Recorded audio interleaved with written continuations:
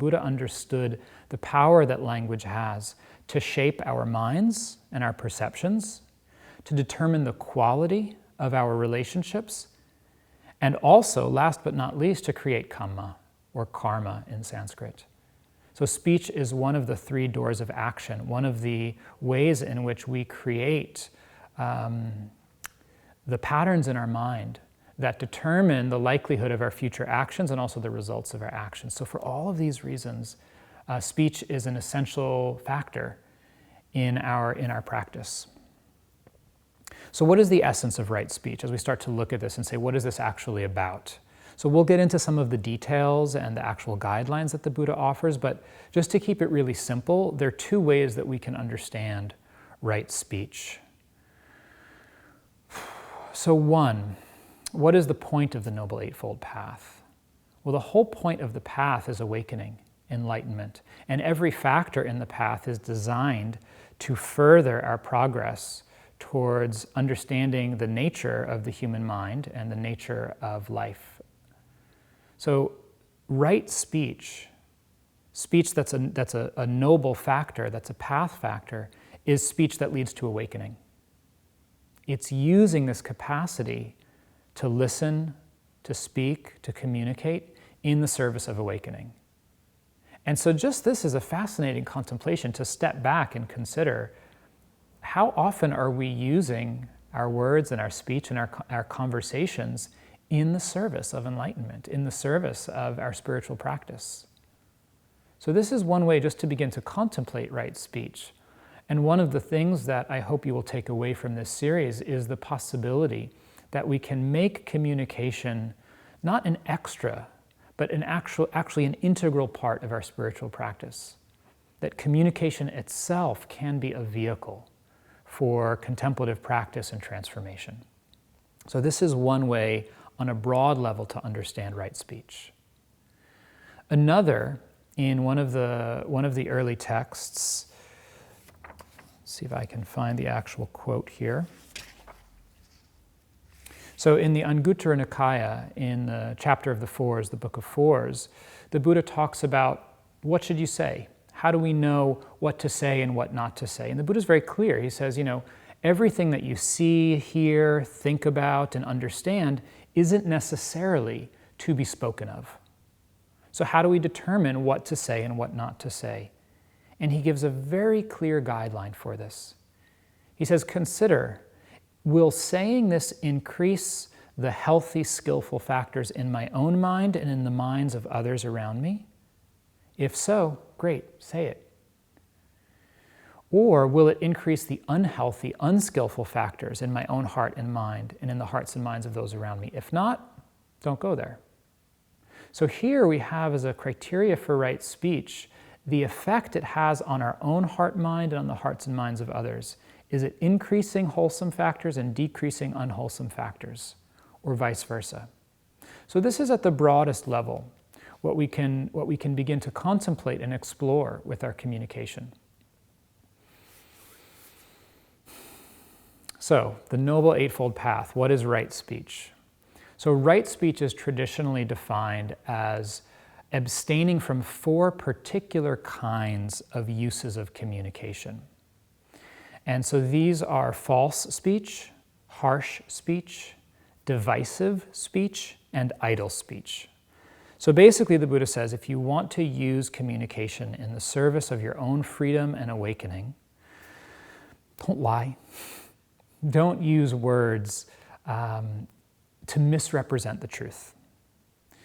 Harsh speech, speech that's spoken with the intent to harm. Sharp speech, cruel speech that's spoken with a tone that's biting. Avoid that kind of speech. Divisive speech. Avoid speech that has the intent to separate people, to pit one group against another. And then idle speech, speech that's useless, that's wasting our words and our energy, spoken for no purpose at all. So this is the traditional definition of right speech that shows up throughout the early texts. Then there are the opposites of these. So if you read the early texts of Buddhism, what you start to see is that the teachings on right speech are not cut and dry. It's not a black and white affair, that it's actually a whole matrix of teachings, all of these different templates around communication that work together to help us shape our minds, to use communication to reshape our consciousness and our minds towards the wholesome and in service of awakening.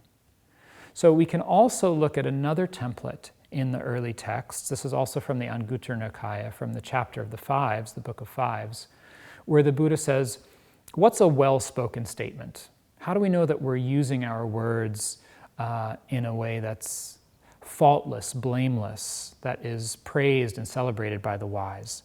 And the Buddha singles out 5 factors that we can consider a statement as well-spoken when they are endowed with these 5 factors. And what I like about this list is it gives us a way to really practice with some of these guidelines.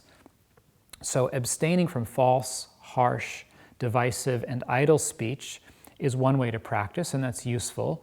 And then we can also look at, well, what do I say? How do I cultivate right speech? And so here, the Buddha points out 5 factors. And I'll say what these are, how they work, and then we'll talk a little bit about each of them. So the first is saying that which is true. And so you can see already how these are the mirror, kind of the counterpart of the negative definition that we have in the Noble Eightfold Path. So saying that which is true, saying that which is kind, saying that which is spoken with a heart of goodwill, saying that which is beneficial or useful, and last, saying that which is spoken at the right time. So these 5, how do we work with these? Whether we're looking at the 4 things to abstain from or the ones to actually cultivate, these templates function in 3 different ways as we put them into practice. So first, it gives us a kind of guideline for how to act, how to speak, and we can measure our words and what we want to say against them, and just use a little checklist to be like, okay, is this true? Is this kind? Is this helpful? Is this the right time to speak? And that helps us to determine whether or not we want to say something. They also act as kind of a mindfulness bell. So when we really take communication on as a part of our spiritual practice, as an integral part of our path, not an extra, then that commitment, that inner vow to say, I'm not going to speak in ways that are false. I'm not going to say things that are harmful or divisive or just wasteful, no point at all. When we notice an impulse to say something along those lines, a little mindfulness bell goes off and says, hey, Oren, you made a commitment here to not speak in this way. What's going on? So it serves as a reminder to investigate and to notice the intentions and impulses that may be driving our actions. So this gives us the opportunity to begin to practice with unskillful impulses, impulses that may lead to difficulty, entanglement, or harm for ourselves and others, and then also to transmute that energy. So they give us a guideline for how to act, they act as a mindfulness bell, and then last, they help us to cultivate certain healthy, wholesome qualities in the mind. So when you look at what does it actually take to implement these guidelines, we start to see we actually have to cultivate all kinds of wholesome qualities. We need mindfulness to know where we're coming from and what's happening. It develops loving kindness and compassion. It develops concentration.